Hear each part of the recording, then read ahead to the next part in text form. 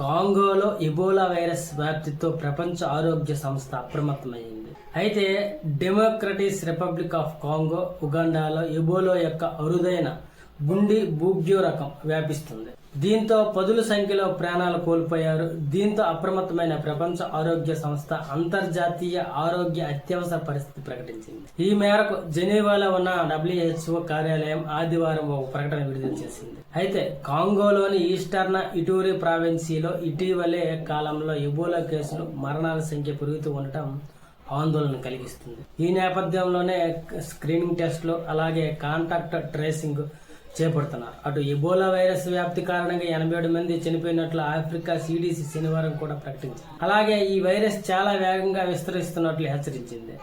మరోవైపు శుక్రవారం నాటికి 65 మంది చనిపోయారని, 246 మంది అనుమానిత కేసులు నమోదైనట్లు అధికారులు తెలిపారు. అయితే శనివారం నాటికి అనుమానిత కేసుల సంఖ్య 336కు పెరిగింది.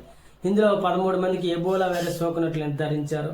వీరిలో 4 చనిపోయారు కూడా. అయితే ఈ ఎబోలా వైరస్ అనేది రక్తం ద్వారా, అలాగే వాంతులు, వీర్యం వంటి శరీర ద్రవాల ద్వారా ఒకరి నుంచి ఇతరులకు సోకుతుందని వైద్యులు చెబుతున్నారు. ఇది ప్రాణాంతకమైనదని కూడా హెచ్చరిస్తున్నారు. తాజాగా విస్తరిస్తున్న వైరస్ కాంగోలోని ఓ గనుల ప్రాంతంలో మొదలైంది. అక్కడ నుండి ఈ వైరస్ ఇతర ప్రాంతాలకు వ్యాపించింది. అయితే వ్యాధి సోకిన వారిలో చాలా మంది ఇప్పటికే ప్రజల మధ్యలోనే ఉన్నారని, దీంతో వారి కాంటాక్టులను గుర్తించి వ్యాప్తిని అరికట్టడం కష్టమవుతుందని అధికారులు చెబుతున్నారు. అయితే ఇటూరిలో ఇస్లామిక్ స్టేట్ మద్దతు ఉన్న మిలిటెంట్ల దాడులు కొనసాగుతుండటంతో వైరస్ కాంటాక్టులను గుర్తించడం కూడా కష్టమవుతుందన్నారు.